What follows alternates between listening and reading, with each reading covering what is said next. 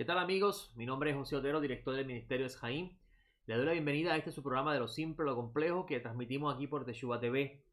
Programa que llega a ustedes a través del Ministerio Esjaín, ministerio el cual este servidor dirige. Le doy gracias al Todopoderoso porque puedo estar una semana más con ustedes, comenzando de nuevo nuestros comentarios de la Torá, nuestros comentarios que estudiamos constantemente en la semana. La semana pasada no hicimos comentario, dado que estábamos en el reposo de la semana de Pesaj, la semana de Matzot y el inicio del conteo del Omer. Para los que están contando el Omer, esta semana es la segunda semana del conteo del Omer. La Torá nos ordena a contar 7 Shabbats y que al séptimo Shabbat debemos haber contado 49 días y habremos llegado al día 50.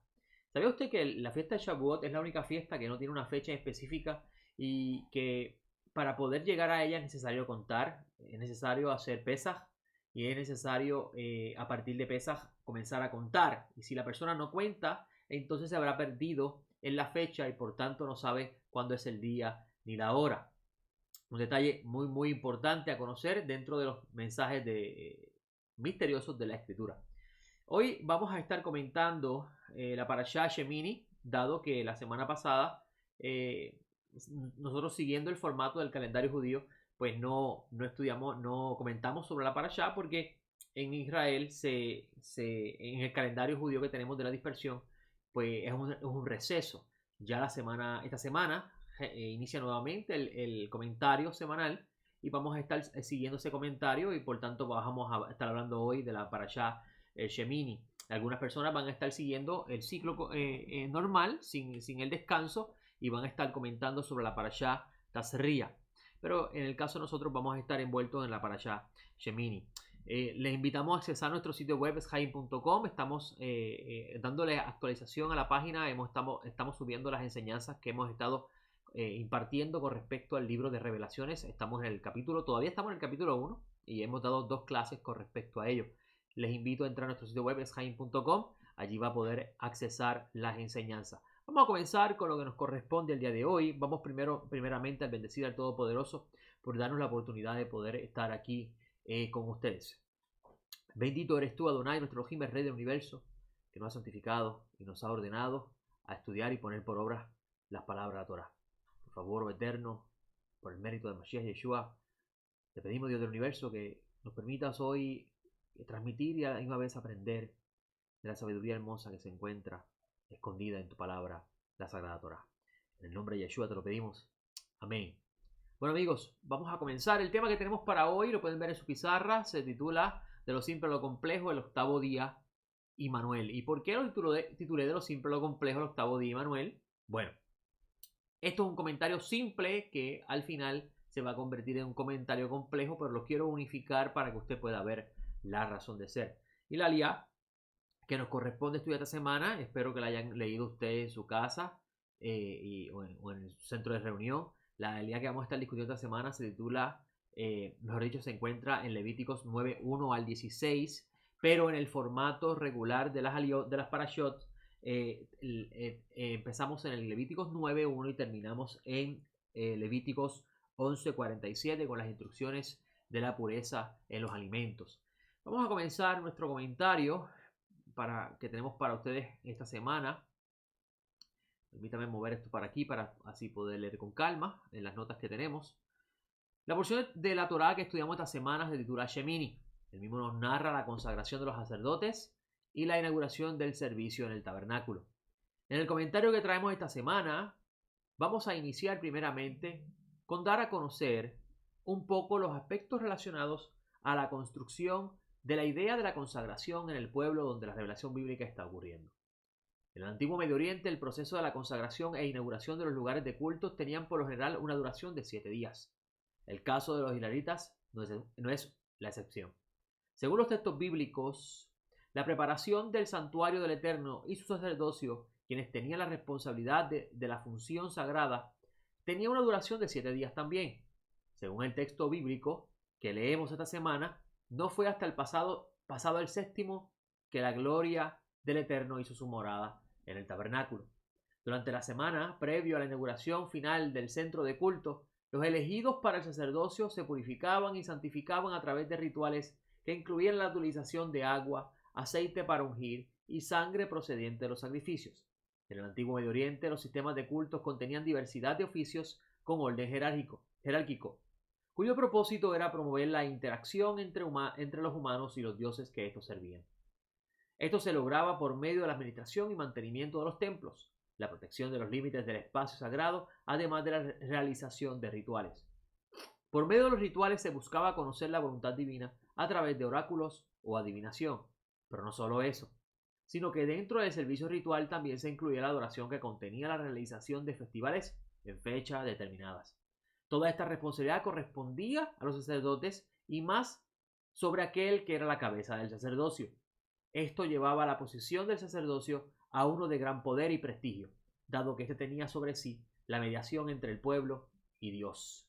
Un dato interesante por mencionar es el significado que tenía el ungimiento a los ojos de los pueblos del antiguo Medio Oriente. El derramar aceite de la unción tenía el propósito de simbolizar la designación o elección a posiciones de poder, cuyo propósito envolvía contratos o convenios con la deidad, que en el caso del pueblo de Israel es Adonai, bendito sea su nombre. Este ungimiento representaba el cambio de estado de común a consagrado, es decir, separado para una función determinada. Cabe mencionar que el libro de Levíticos comienza con el llamamiento de Moisés, con el propósito de instruirle sobre cómo debe de proceder el pueblo dentro de los límites que Adonai ha de marcar para el servicio divino. Esto se conoce como espacio sagrado, y si usted ha estudiado los escritos de Rico y de Walter habrá notado que es un tema que ellos tratan constantemente. El propósito del libro, en su inicio, es dar a conocer el método de aproximación a la deidad dentro de este espacio sagrado. Cuando usted lee el libro de Levítico en su inicio, ella va a comenzar a dar las instrucciones de cómo la persona debe aproximarse a la deidad en este espacio sagrado que se va a crear. Con esto se busca llevar a aquel que desea acercarse al Eterno a estar en condición apta para el mismo.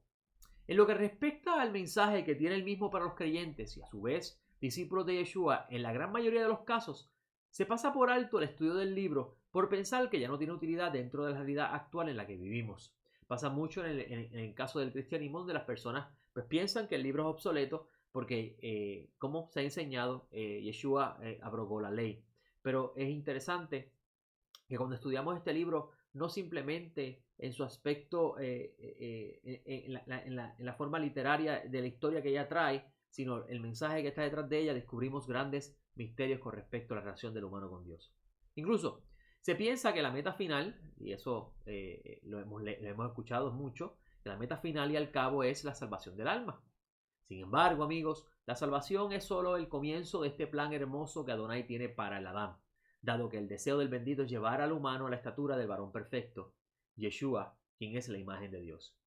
Juan el discípulo en una de sus cartas escribe, y lo va a ver en sus pantallas ahora, vamos a buscar brevemente el proyector para que usted pueda ver lo que vamos a estar proyectando con ustedes. Permítanme cambiar la pantalla aquí para que usted pueda ver.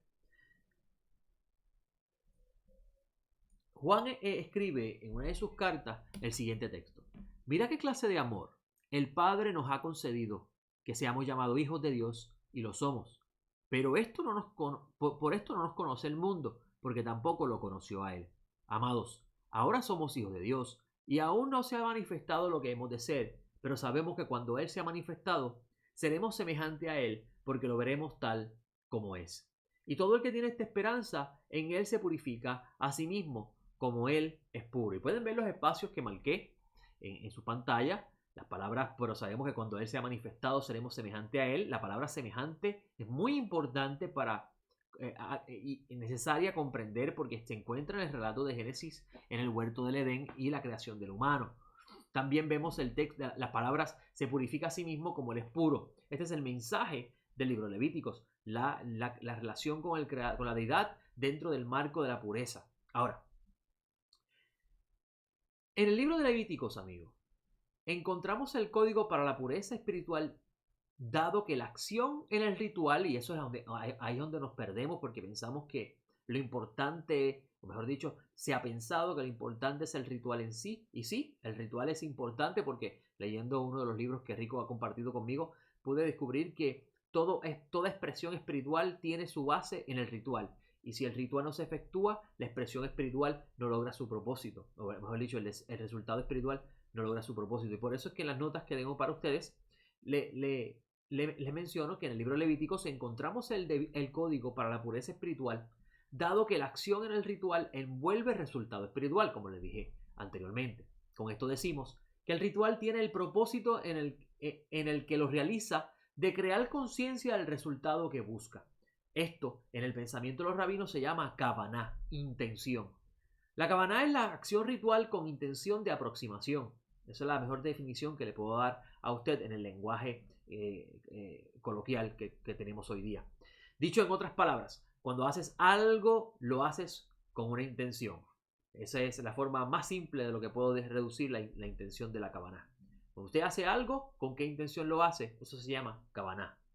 Por eso leemos a Adonai por medio de los profetas rechazar los sacrificios que ofrece el pueblo de Israel. Esto porque la intención no era el apego a él, sino que un mero ritual para tapar la falta y cumplir con el mandato. Miren, interesante. Usted va a leer en los profetas decir, ¿quién les ordenó a ustedes presentarme sacrificio? Aborrezco su sacrificio, aborrezco su Shabbat. Y parece ser que el Eterno se arrepintió de los mandamientos, de darle la Torah al pueblo de Israel o de haber dado esas instrucciones. Pero sin embargo, el problema no estriba en el mandamiento. Hay una clase que di en el Ben Midrash en Ponce, donde hablábamos de el problema no está en la Torah, el problema está en mí. Hay un mal que habita en mí que no me permite observar la Torah. Y por eso que la Torah y yo nos convertimos en enemigos. Porque la Torah me expresa la voluntad del bendito, pero yo quiero ir en contra de la voluntad del bendito. Y termino diciendo, miserable de mí, ¿quién me librará de este cuerpo de muerte? Pero gracias le doy al bendito por el Mashiach, porque a través de él tengo reconciliación con Dios. Ahora, como les dije, la intención del pueblo de Israel, llegó un momento que en el pueblo de Israel los sacrificios se convirtieron en mera rutina. Y esa rutina hizo que se perdiera la intención inicial. Y esta intención era el apego a él. Por eso es que el libro de Levítico comienza en el texto. Y voy a buscarlo aquí conmigo en la versión que tengo en hebreo, para poder exponer mejor lo que estoy transmitiéndole. En el capítulo 1 de Levíticos, dice el texto en el versículo 1, que empieza diciendo Vaikra, y llamó el Eterno. Y si usted ha leído el texto en hebreo y ha leído, ha prestado atención a las palabras hebreas, usted notará que el Eterno le está diciendo, a Moisés, mejor dicho, el texto, la palabra hebrea para llamó está escrita en una forma muy interesante, donde la Aleph se reduce a un tamaño pequeño en comparación al tamaño de las demás letras, para una forma, siendo la intención del escriba mostrar la humildad de Moisés, o de la humildad que debe proyectar el llamado en relación a la arrogancia de Adán. Cuando usted lee el libro de Crónicas, que enseña que Adán mejor dicho, está escrito con una letra grande, la Aleph grande, expresando que Adán se engrandeció y perdió su gloria. Ahora, el texto dice en el versículo 2, dile a los israelitas, cuando alguien de ustedes ofrezca al Eterno una ofrenda animal, si usted mira en su Biblia y lo lee en hebreo, usted va a notar que el Eterno está diciendo a Moisés, si un Adán desea acercarse. Y eso es un detalle muy interesante porque está hablando del humano. Cuando un humano desea acercarse, el texto está explicando cuál es el procedimiento para la ofrenda de acercamiento, la ofrenda de aproximación. Y esto es importante, amigos, al momento de estudiar el libro de Levíticos, porque gira con este código de la intención del humano y cuáles son las reglas de pureza que él debe mantener para tener siempre una cercanía a su creador. Ahora, fue el pueblo de Israel, lamentablemente, con el pasar de la historia, y eso está ahí para que nosotros sepamos los problemas que tiene el Adán. El Adán necesita un redentor, porque dentro de él habita una inclinación que lucha constantemente contra Dios. Y esto llevó al que el pueblo convirtiera los mandamientos en un mero ritual y los sacrificios en un mero ritual y no con intención. Mejor dicho, una mera rutina y no con intención. Así que en otro momento vamos a estar hablando un poquito más sobre eso para poder entender esta diferencia. Ahora, en el capítulo de Juan que acabamos de leer y todavía usted encuentra en su pantalla, usted va a encontrar cómo él también, en el versículo más adelante, en el versículo 4, que no está en sus notas, él describe qué es el pecado. Y amigos, es importante saber, y me gusta mucho hacer esta explicación para podamos entender lo que es pecado, porque cuando hablamos de pecado, siempre estamos llevándolo desde una connotación religiosa y hacemos que se pierda el sentido de lo que esta palabra sí desea expresar. Y amigos, la palabra pecado en sí lo que intenta proyectar es la idea de rebelión al Creador. Cuando el humano peca, se está rebelando a su Creador.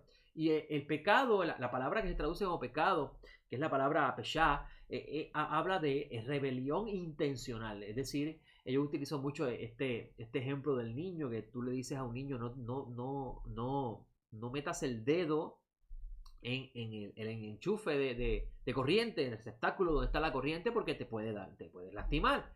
Y el niño te mira y sigue caminando y mueve la mano y te mira y quiere poner el dedo ahí, pero lo hace con toda la intención para que veas que él lo va a hacer. Ese es el tipo de rebelión que, una forma más simple de poder explicar el tipo de rebelión que habla la Torá. Es la conciencia de saber que algo está incorrecto y aún así lo haces porque tú eres un rebelde por naturaleza. O mejor dicho, usted desea revelársela a su creador. Juan en su carta, en primera de Juan, versículos 3-4, dice: todo el que practica el pecado, practica infracción de la ley, porque el pecado es infracción de la ley, dice el texto en la primera carta de Juan, capítulo 3, versículo 4.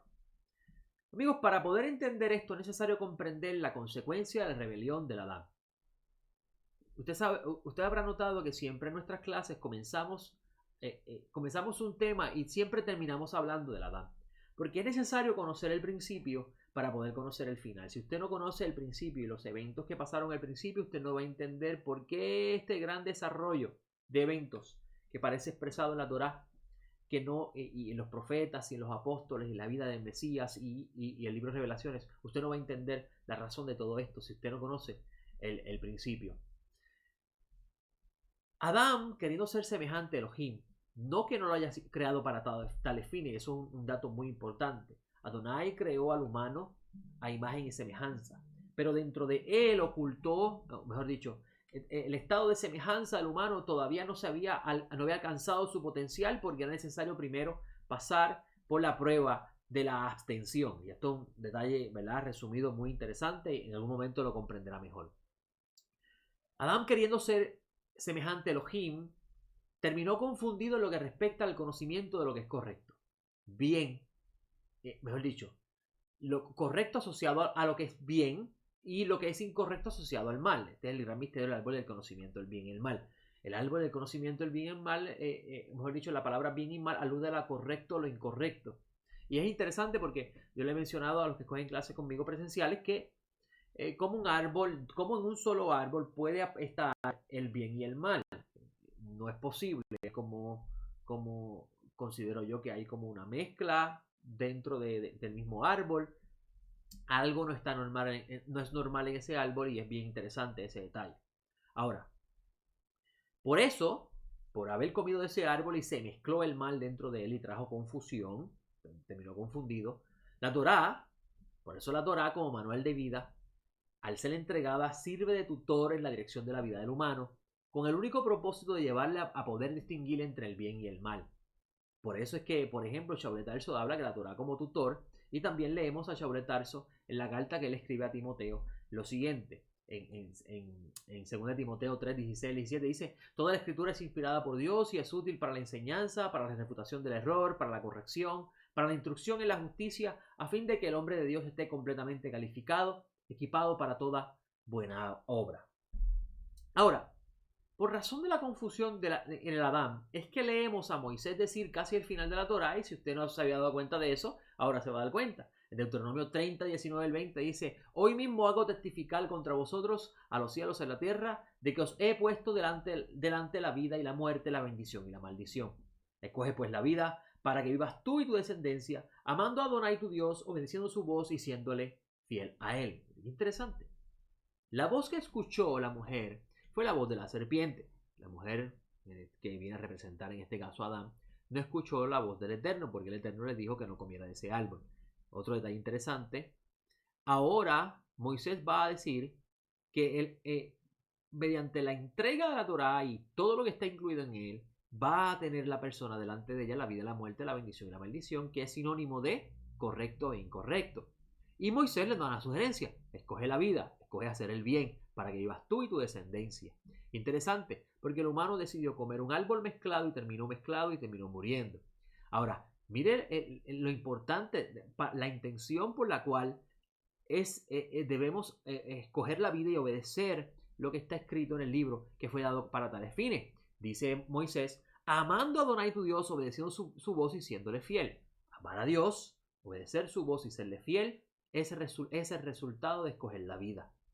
Pero qué interesante, porque dice Moisés: porque Él es tu vida y prolongación de tus días, para habitar en la tierra que Adonai juró dar a tus padres, a Abraham, Isaac y Jacob. Y bien interesante, porque la desobediencia de Adán fue la que hizo que él fuera expulsado del huerto, y la desobediencia del pueblo de Israel fue lo que trajo que también estos fueran expulsados del huerto. Si usted ha prestado atención a ese detalle o no lo ha prestado, en este momento pues es un dato muy importante. Ahora, es importante saber que la Torah nos va a presentar a Israel como Adán. Israel se va a convertir como el Adán que va camino a la restauración.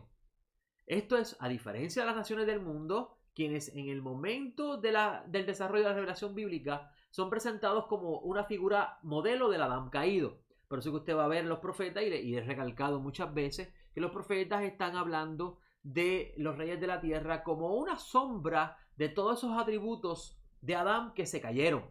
Para que tengan una idea, Shaul Tarso dice que todos estamos en Adán, y como Adán cayó, todos caímos. Por tanto, todas estas personas en la historia de la Biblia y la historia de la humanidad, que están actuando con arrogancia, con prepotencia, como en el caso del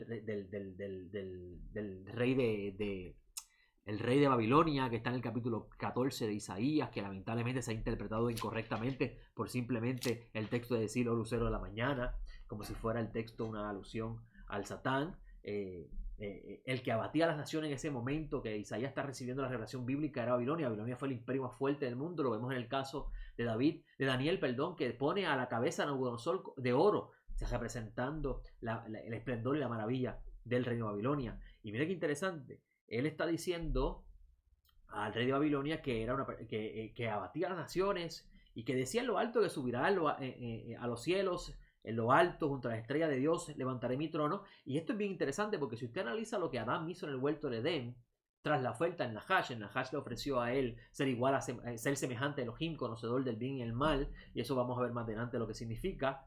Vamos a ver que los hombres se creyeron, los humanos se creyeron a partir de entonces que eran dioses, que eran seres poderosos, que no tenían tenían autonomía y libertad propia de decidir por sí solos lo que ellos querían. Y es bien interesante, porque si usted mira con ese pensamiento el texto de Babilonia, el texto del rey Babilonia, capítulo 14 de Isaías, va a encontrar con claridad ese detalle. Ahora, como les dije, es importante comprender que la caída de Israel representó una repetición de la caída de Adán, que es la imagen de Dios. ¿Por qué?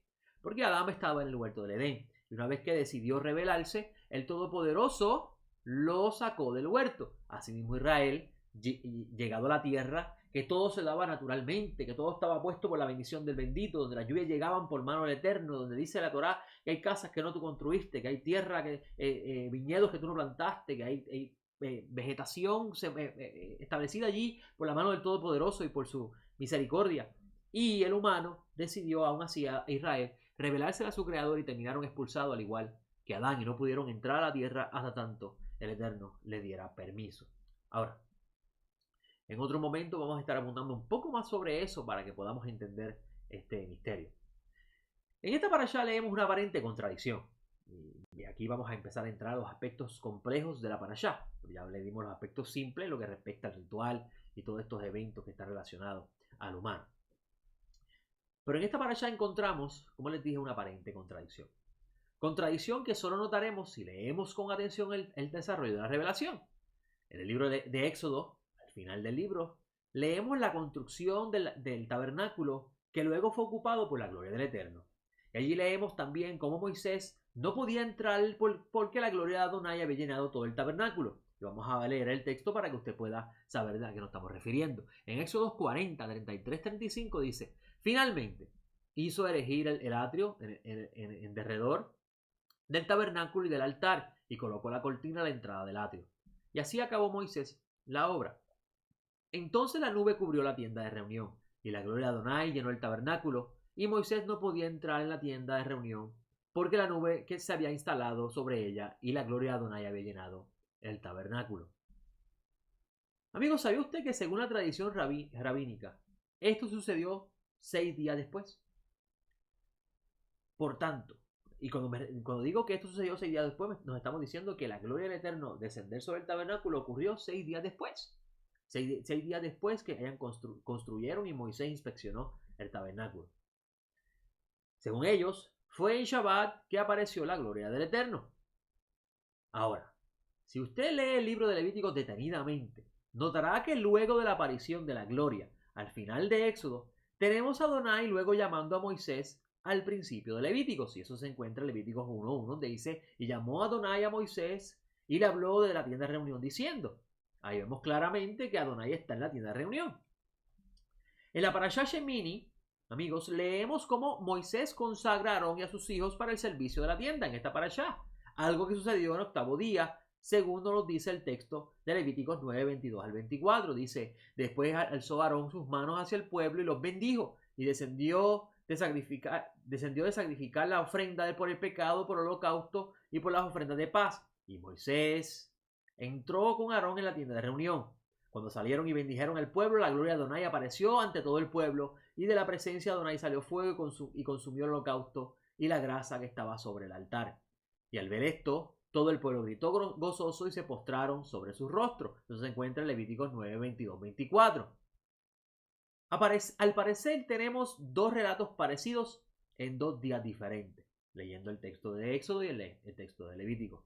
Esto porque si leemos el relato de Éxodo, notaremos que parece ser que Aarón y sus hijos ya estaban consagrados antes de Moisés erigir el tabernáculo. Y esto lo leemos en Éxodo 40:2 al 16. Enseguida harás que Aarón y sus hijos se acerquen a la entrada de la tienda de reunión y lo lavarás con agua. Vestirás a Aarón las vestiduras sagradas y lo ungirás y lo consagrarás para que sea mi sacerdote, dice el texto. Acercarás a sus hijos y les harás poner las túnicas y los ungirás como ungiste a su padre. Y serán mis sacerdotes, porque la unción les servirá por sacerdocio perpetuo para sus generaciones. Y Moisés hizo conforme a todo lo que Adonai le había ordenado. Así lo hizo. ¿Será esto, amigos, un error del escriba? ¿Será que hay un error en los eventos? Aparentes contradicciones en la escritura. ¿Cuál es la razón de todo esto?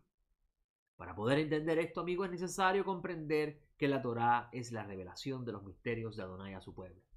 Si usted piensa que la Torá simplemente es un libro de historia, de la historia del pueblo de Israel, usted va a perder el mensaje, usted va a sacar de su mente la intención original del libro. Por tanto, cada evento narrado no simplemente es un relato histórico, pues así mismo sucede con los evangelios. Eso es un detalle muy importante. Los evangelios también no son simplemente escritos para que usted sepa la historia de Jesús el Mesías, de Yeshua el Mesías, sino que tienen la intención de revelarle también secretos. Pues en ellos, también en los evangelios, vamos a encontrar aparentes contradicciones en diferentes relatos. Y uno de ellos está en el relato de la transfiguración de Yeshua. Esta transfiguración, amigos, manifiesta la esencia de lo que Él es. Esa es la intención de la transfiguración. Mostrar a su audiencia, dependiendo del libro que esté leyendo, cuál es la esencia del Mashiach. ¿Quién es el Mashiach? Ahora, según Mateo y Marcos, este suceso ocurrió 6 días después. Es decir, ocurrió en Shabbat. Usted puede verlo, lo va a ver en sus pantallas ahora, donde el texto dice, vamos a cambiar la pantalla para que usted pueda verlo. El texto dice: y después de 6 días, Yeshua tomó consigo a Pedro, a Jacobo y a su hermano Juan. Eso se encuentra en Mateo 12:1 al 2. Y los lleva aparte a un monte muy alto, y fue transfigurado ante ellos, y su rostro resplandeció como el sol, y sus vestiduras se hicieron blancas como la luz. ¿Vieron ese detalle? 6 días después, en el Shabbat. Interesante, ¿no? Ahora, en Marcos 9:2 al 3 dice: 6 días después, dice lo mismo. Yeshua toma consigo a Pedro, a Jacobo y a Juan y los lleva solos aparte a un monte muy alto. Y fue transfigurado delante de ellos. Sus vestidos se volvieron resplandecientes, tan blancos que ningún batanero en la tierra los podría blanquear. Así. ¿Vieron ese detalle? Qué interesante, ¿no? ¿Por qué Mateo y Marcos tienen este mismo relato? Y sin embargo, si usted va a Lucas, que lo tenemos ahí en la pantalla, vas a encontrar una información bien diferente. Lucas, quien escribió a un sacerdote llamado Teófilo, que según la tradición era hijo del sacerdote Hanán, nos dice con respecto a este evento, en Lucas 9, 28 al 29, como 8 días después de estas palabras, sucedió que tomando a Pedro, a Juan y a Jacobo, subió al monte a orar. Y mientras oraba, la apariencia de su rostro se volvió diferente y su vestido blanco resplandeciente. Pero miren el detalle, el texto nos dice 8 días después. Amigos, les hago una pregunta. ¿Cuál de estos sucesos es el correcto? ¿Cuál de estos sucesos es el correcto? Es importante, amigos, recordar que los evangelios no fueron escritos para hablarnos simplemente del Jesús histórico, sino que dentro de la historia se encuentran ocultos los misterios del Mesías. ¿Cómo pues entonces podemos reconciliar la Torá y los evangelios? Esa es la gran pregunta. Antes de llevarlos al texto que los reconcilia, permítame hablar primeramente de la formación y la caída del Adán, porque siempre es necesario hablar de eso para poder entender todo el mensaje de la Torá. En Israel existen dos tradiciones con respecto a la formación y caída del Adán. ¿Sabía usted eso? Por lo regular pensamos que solamente hay una sola visión de los sucesos, de una sola interpretación de los sucesos. Pero vamos a ver que hay otra visión de los sucesos en su lectura simple. No tenemos una Biblia, la Torá no fue escrita con capítulo y versículo. La división de capítulo y versículo en ocasiones provoca que la persona pierda el sentido de lo que está leyendo. Es un detalle muy importante. La visión tradicional del judaísmo rabínico es que Adán fue creado en el sexto día y ese mismo día en la tarde cayó. Usted lee los comentarios en la parashá correspondiente a la creación del humano, usted va a encontrar ese detalle escrito. Sin embargo, existe otra tradición, la de los sacerdotes, que nos dicen que Adán fue creado en el sexto, formado en el séptimo y a su vez cayó al atardecer del Shabbat. Y esto lo deducen por la lectura simple del texto. ¿Por qué? Porque la Torá viene y dice, estos son los orígenes del cielo y la tierra, y después habla de la formación del humano, una vez ya después terminado la creación del séptimo día. Lo interesante es que el texto de la Torá no nos dice qué día cayó Adán, no nos dice exactamente qué día fue eso. Por tanto, ambas visiones son posibles. Cabe mencionar que Génesis nos presenta la creación como el entronamiento del rey, algo muy importante para comprender el mensaje de las Escrituras, más aún el libro de Revelaciones. Porque el libro de Revelaciones es el punto culminante de toda la revelación bíblica. El libro de Revelaciones nos presenta una repetición de eventos relacionados al entronamiento del rey, el evento que nos arroja mayor luz con respecto a la idea para poder así entender las aparentes contradicciones. Vas a ver contradicción en el libro Levíticos y Éxodo, ¿verdad? En esos dos relatos del entronamiento, de la aparición de la presencia divina en el tabernáculo. Y vas a ver dos contradicciones en el caso de cuándo fue que Yeshua se transfiguró, en el sexto o en el octavo. Y el libro de Revelaciones nos va a reconciliar esas dos ideas si las analizamos detenidamente. En el libro de Revelaciones leemos después de la destrucción de Babilonia, y eso se encuentra en el capítulo, vamos a buscarlo brevemente, en el capítulo 18 de la caída de Babilonia, en el texto de la revelación del libro de Revelaciones, valga la redundancia. Y vemos también en el capítulo 19 cómo el rey viene a asumir el reino. Esto luego, permítanme un segundito, esto luego de poner nuevamente la casa en orden. Vamos a ver en el capítulo 19 de Revelaciones que el Mashiach viene a las fiestas de boda, pone la casa en orden, y eso lo va a leer con calma usted en el libro de Revelaciones. Cuando usted lee el capítulo 19 con calma, va a notar lo que significa poner la casa en orden. Entonces vemos que el modelo representativo del mal, que es la serpiente, es apresada por 1000 años. Esto tiene un significado profundo que va más allá de la lectura simple. Luego de 1000 años, vis a vis un día, porque un año es como es, un día es como 1000 años, 1000 años como un día, por tanto, vamos a ver la similitud del séptimo día con los 1000 años. Por eso es que vemos que el autor de Hebreos dice, aún queda un Shabbat, y está refiriéndose a la era mesiánica, como el Shabbat como una sombra de la era del reinado, de la era mesiánica, porque según los que han estudiado la creación en el capítulo 9, el día del Shabbat, luego de el Hashem bendito sea crear en 6 días, representa el entronamiento del rey para gobernar sobre su creación. Y eso es muy importante. Así que luego de 1000 años, el libro de Revelaciones nos dice que el Nahash será soltado para seducir nuevamente a los pueblos, como lo hizo con el Adama al principio. Ahora, esto es un detalle interesante, dado que nos muestra que el Nahash anda suelto de seduciendo al humano a la rebelión a Dios. En estos momentos, el Nahash anda suelto, seduciendo al humano a la rebelión a Dios. Y esto también, vuelvo y repito, es otro detalle importante, dado que vemos cómo Adonai es el que prueba al humano dentro de su libre albedrío. ¿Por qué? Porque cuando Adonai apresa el Nahash, está haciendo algo en favor del humano, y cuando lo suelta está haciendo algo también hacia el humano, que está narrado en el libro de Revelaciones. Esta seducción del Nahash está relacionado a la idea de rebelión a Dios y a su ungido, pues ambos expresan el misterio de la unión de cielo y tierra. Por eso Adonai enseñó que debemos orar para que la voluntad, que es el deseo de Adonai, se haga en la tierra como sucede en el cielo. Es en el reinado del Mesías aquí en la tierra lo que llevará al humano a finalizar el Shabbat, es decir, al finalizar el Shabbat, al finalizar el séptimo milenio, a que el humano sea seducido por su inclinación al mal al rebelarse al rey. El siguiente salmo nos arroja un poco de luz al respecto. En Salmos 2, 1 al 4 dice: para que se subleman las naciones y los pueblos traman cosas vanas. Se alzarán los reyes de la tierra y con príncipes consultarán unidos contra Adonai y contra su ungido, diciendo: rompamos sus ligaduras y echemos de nosotros sus cuerdas. El que se sienta en los cielos se sonreirá, Adonai se burlará de ellos. El Nahash fue el que le ofreció a Adán en el huerto la posibilidad de no estar sujeto al yugo de Elohim y tener autonomía propia, es decir, la capacidad de decidir por sí mismo lo que era correcto e era incorrecto. Esto fue el inicio de su rebelión, pues un pecado añade otro pecado, eso es importante. Asimismo, por segunda vez, el humano se le revelará a su creador, solo que lo hará al finalizar el Shabbat, antes del octavo día, una repetición de los eventos. Y eso se encuentra en el libro de Revelaciones, donde dice que luego de 1000 años el Nahash será soltado y reunirá a las naciones para ir contra el Eterno, y ese es el misterio del Salmo 2, 1 al 4.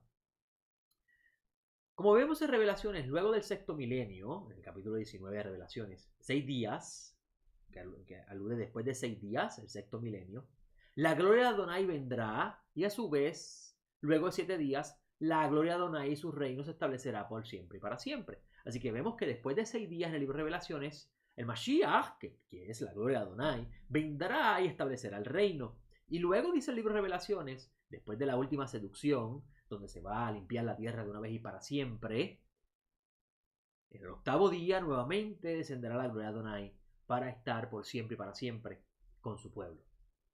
Entonces, ¿qué relación tienen ambos eventos descritos en Éxodo y Levítico, al igual que los narrados en los evangelios? Vamos a ver si estamos bien en el tiempo. Todavía tenemos tiempo. La aparición de la gloria de Adonai en la tienda en el séptimo día expresa el entronamiento del rey sobre su pueblo.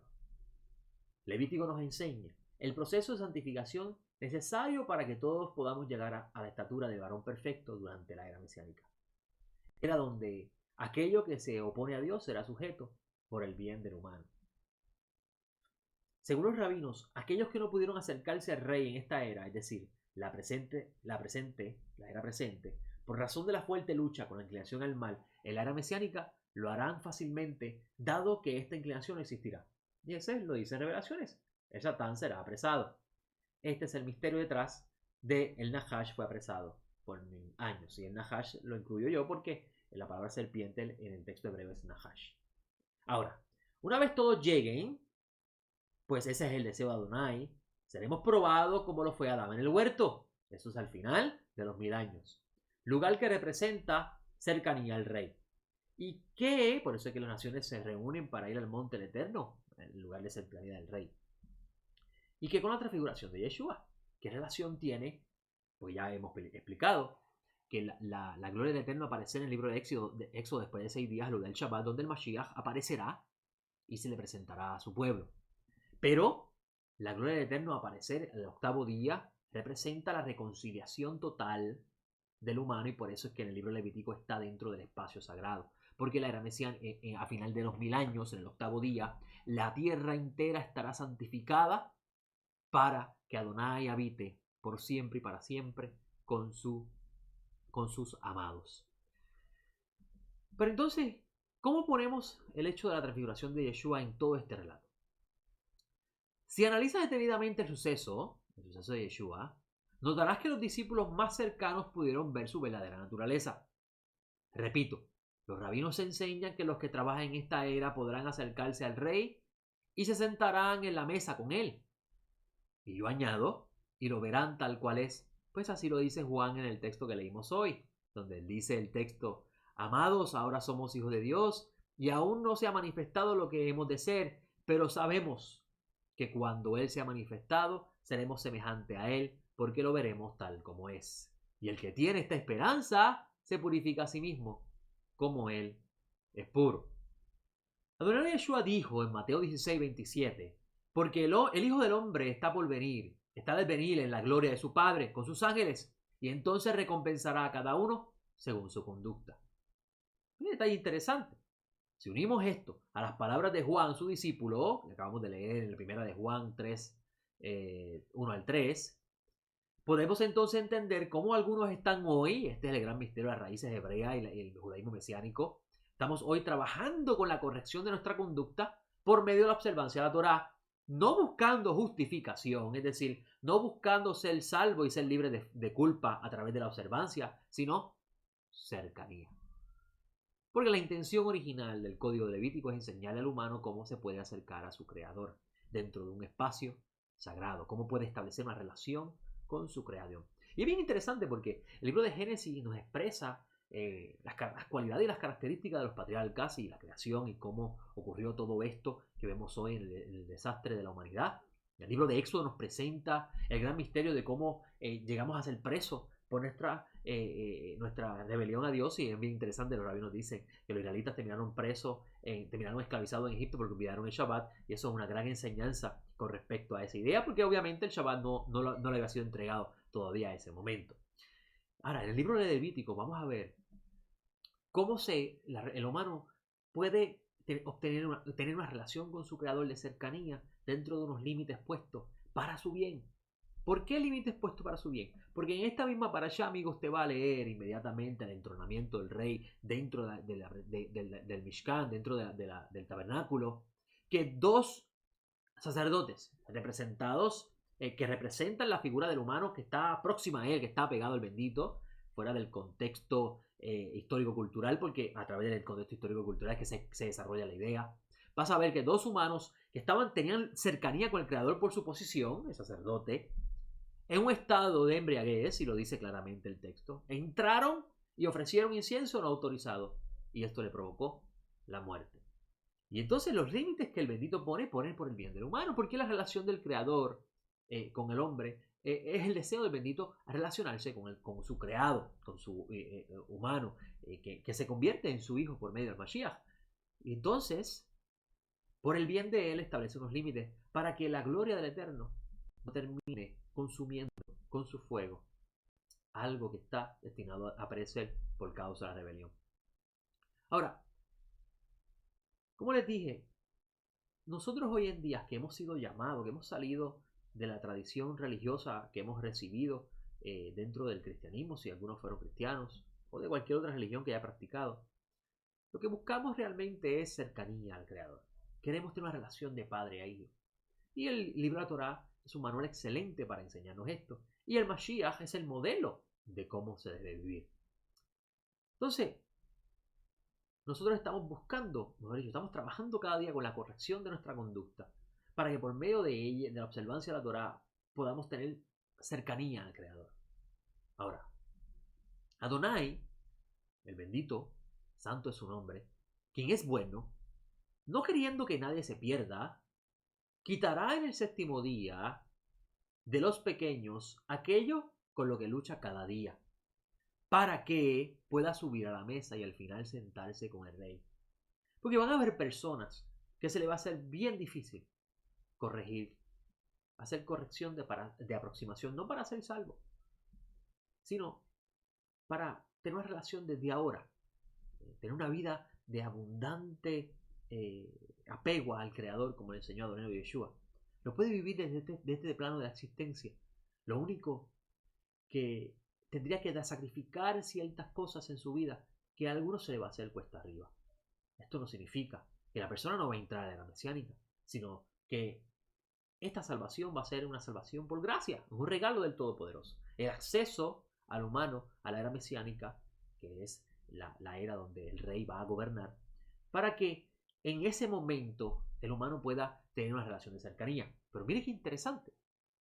Los rabinos enseñan que los que no se esfuercen en esta era en trabajar con su conducta y apegarse al Creador, en la era mesiánica lo van a tener que hacer.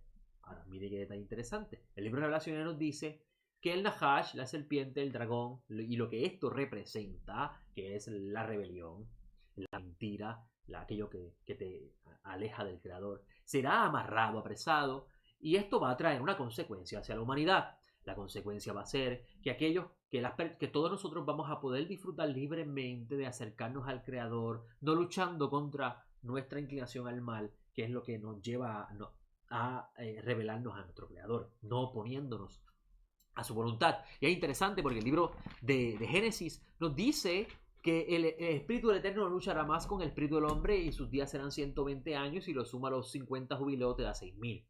Bien interesante. Ha fijado el rey un tiempo de esta relación de hostilidad que existe entre el humano y Dios. Porque a fin de cuentas, la Biblia no nos habla de una lucha entre el diablo y Dios. Nos habla una lucha entre nosotros y el Creador. No que nosotros podamos ganar al Creador, sino que nosotros nos hemos convertido en rebelde y por eso constantemente morimos, en vez de vivir apegado a aquel que es la vida misma y la puede dar para siempre. Y es interesante porque aquellos que no puedan entrar a la era mesiánica, no han podido corregir o porque no pudieron recibir la verdadera educación correcta para entender la escritura, porque si no hay quien les predique, ¿cómo podemos entonces enseñarle a esas personas cómo deben vivir la vida? Los sabios enseñan, y lo vemos claramente en las revelaciones, que la inclinación al mal y lo que esto representa será amarrada para que estas personas puedan luchar cada día y subir a la mesa con el rey, sentarse y poder también verlo tal cual es. Y este es el misterio de la gracia. Un regalo de amor claramente inmerecido, pero claramente dado por amor. Porque ese es el deseo del Todopoderoso, que todos alcancen a conocerlo. Ahora, no se sienta confiado, porque al final de los 1000 años, el Nahash será soltado otra vez y volveremos a repetir lo mismo que repitió Adán. Lo único que queda en nuestras manos decidir si vivimos reconociendo que hay un solo rey y que solamente somos hijos que obedecemos al Padre, o nos convertimos en siervos rebeldes tratando de sacar al rey de su trono y terminar muriendo por siempre y para siempre. Espero en el Todopoderoso que lo que he compartido el día de hoy ha sido edificación, hayan podido comprender el misterio detrás de la relación que existe en el 8º día y la inauguración del tabernáculo en el 7º día, como vemos en el libro de Éxodo. Cómo esto está perfectamente planificado en los misterios del Creador para poder ver el desarrollo final de esta historia de reconciliación que el Todopoderoso nos ha encomendado. Y bien interesante porque siendo embajadores del Mesías tenemos la responsabilidad de anunciar al mundo no que si no se convierten al Señor se van para el infierno, sino que Dios a través del Mesías reconcilia el mundo consigo mismo y nos ha encomendado el mensaje de decirle a usted y a todo el que nos ve y a todo el que desea conocer al Dios de Abraham, Isaac y Jacob, reconciliado con Dios. Porque para eso murió el Mesías.